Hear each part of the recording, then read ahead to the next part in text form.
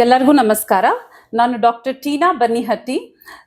ನಾನು ಡಾಕ್ಟರ್ ಟೀನಾಸ್ ವಾತ್ಸಲ್ಯ ಕ್ಲಿನಿಕ್ ಅಲ್ಲಿ ಮತ್ತೆ ಕಾವೇರಿ ಹಾಸ್ಪಿಟಲ್ ಮಾರತ್ಹಳ್ಳಿಲಿ ಪ್ರಸೂತಿ ಮತ್ತು ಸ್ತ್ರೀ ರೋಗ ತಜ್ಞೆಯಾಗಿ ಕೆಲಸ ಮಾಡ್ತಾ ಇದ್ದೆ. ಥೈರಾಯ್ಡ್ ಅಂದ್ರೆ ಅದು ಒಂದು ನಿರ್ನಾಳ ಗ್ರಂಥಿ. ಎಲ್ಲರಿಗೂ ಇರುತ್ತೆ ಥೈರಾಯ್ಡ್ ಗ್ಲ್ಯಾಂಡ್. ಈ ಗಂಟಲ ಮುಂಭಾಗದಲ್ಲಿ ಒಂದು ಚಿಟ್ಟೆ ಬಟರ್ಫ್ಲೈ ಶೇಪ್ ಅಲ್ಲಿ ನಮ್ಗೆ ಥೈರಾಯ್ಡ್ ಗ್ಲ್ಯಾಂಡ್ ಇರುತ್ತೆ. ಈ ಥೈರಾಯ್ಡ್ ಗ್ಲ್ಯಾಂಡ್ಸ್ ಯಾಕಿರ್ಬೇಕು ನಮ್ಮ ದೇಹದಲ್ಲಿ? ಅದು ಕೆಲವೊಂದು ಹಾರ್ಮೋನ್ಗಳನ್ನ ರಿಲೀಸ್ ಮಾಡ್ತಾ ಇರುತ್ತೆ. ಥೈರಾಯ್ಡ್ ಗ್ಲ್ಯಾಂಡ್ ಇಂದ ಬರ್ತಕ್ಕಂಥ ಹಾರ್ಮೋನ್ಸ್ ಯಾವ್ದಾವ್ದಂದ್ರೆ T3 ಮತ್ತೆ T4 ಅಂತ ಕರಿತೀವಿ. ಈ ಎರಡು ಹಾರ್ಮೋನ್ಗಳನ್ನ ಇದು ಸ್ರವಿಸುತ್ತೆ. ಇವಾಗ T3 T4 ಯಾಕೆ ಬೇಕು ನಮ್ಮ ದೇಹದಲ್ಲಿ? ನಮ್ಮ ದೇಹದ ಪ್ರತಿಯೊಂದು ಚಟುವಟಿಕೆಗಳಿಗೂ T3 T4 ಹಾರ್ಮೋನ್ಗಳ ಅಗತ್ಯ ಇರುತ್ತೆ. ಇವಾಗ ಎಲ್ಲರಿಗೂ ಗೊತ್ತಲ್ವಾ, ನಮ್ಮ ದೇಹ ಟೆಂಪರೇಚರ್ 37 ಡಿಗ್ರಿ ಸೆಲ್ಸಿಯಸ್ ಅಂತ ಹೇಗ್ ಮೇಂಟೈನ್ ಆಗುತ್ತೆ? ಅದು ಥೈರಾಯ್ಡ್ ಹಾರ್ಮೋನ್ಗಳಿಂದ.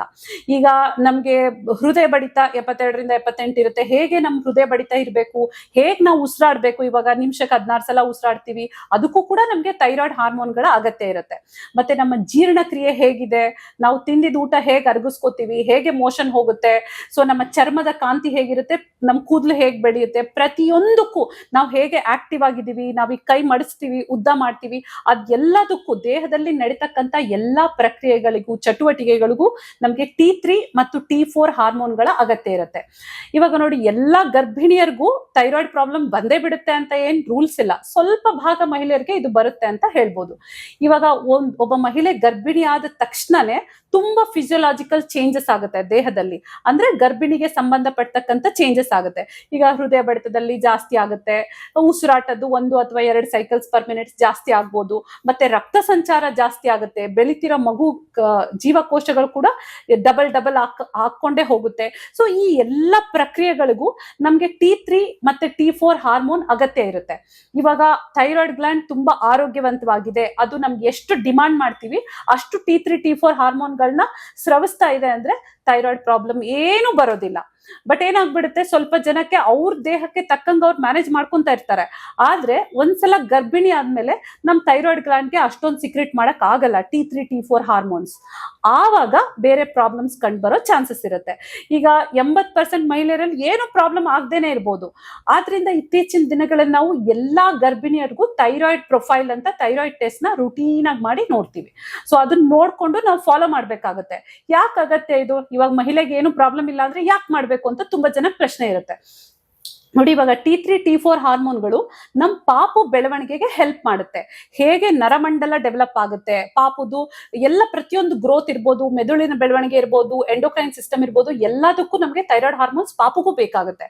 ಸೊ ನಾವು ಇದನ್ನ ಚೆಕ್ ಮಾಡಿ ಸರಿಯಾಗಿ ಕರೆಕ್ಟ್ ಮಾಡ್ಲಿಲ್ಲ ಅಂದ್ರೆ ಮಗುವಿನ ಬೆಳವಣಿಗೆಯಲ್ಲಿ ಪ್ರಾಬ್ಲಮ್ ಆಗೋ ಚಾನ್ಸಸ್ ಇರುತ್ತೆ.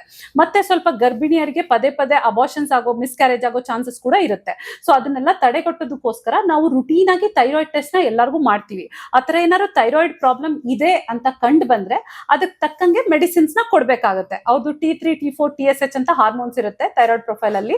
ಅದು ಎಷ್ಟಿದೆ ಅಂತ ನೋಡ್ಕೊಂಡು, ಆ ಗರ್ಭಿಣಿಯ ತೂಕ ಎಷ್ಟಿದೆ ಅಂತ ನೋಡ್ಕೊಂಡು ನಾವು ಅವ್ರಿಗೆ ಡೋಸ್ ಆಫ್ ಟ್ಯಾಬ್ಲೆಟ್ ನ ನಿರ್ಧಾರ ಮಾಡ್ತೀವಿ. ಥೈರೋನಾರ್ಮ್ ಅಂತ ಟ್ಯಾಬ್ಲೆಟ್ ಬರುತ್ತೆ, ಅದು ಎಷ್ಟು ಡೋಸ್ ಬೇಕು ಅಂತ ನಾವು ಪ್ರತಿಯೊಂದು ಪೇಷಂಟ್ ಅವ್ರ ಲೆವೆಲ್ ಪ್ರಕಾರ ಅದನ್ನ ಡಿಸೈಡ್ ಮಾಡ್ಬೇಕಾಗುತ್ತೆ.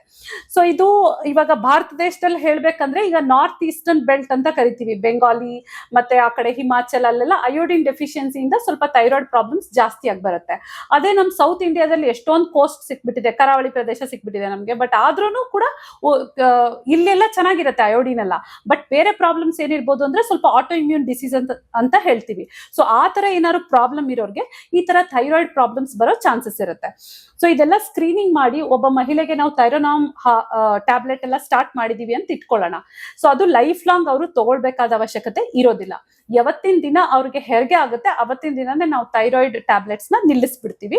ಬಟ್ ಆದ್ರೆ ಹೆರಿಗೆ ನಂತರ ಒಂದು 3ರಿಂದ 4 ತಿಂಗಳು ಕಳೆದ್ಮೇಲೆ ತಿರ್ಗಾ ಥೈರಾಯ್ಡ್ ಪ್ರೊಫೈಲ್ ಮಾಡಿ ನಾವು ಮತ್ತೆ ಅದನ್ನ ಡಿಸಿಷನ್ ತಗೋತೀವಿ. ಈ ಮಹಿಳೆಗೆ ಥೈರಾಯ್ಡ್ ಟ್ಯಾಬ್ಲೆಟ್ ಕೊಡ್ಬೇಕಾ ಬೇಡ್ವಾ ಏನು ಎತ್ತ ಅಂತ ನಿರ್ಧಾರ ಮಾಡ್ಬೇಕಾಗತ್ತೆ.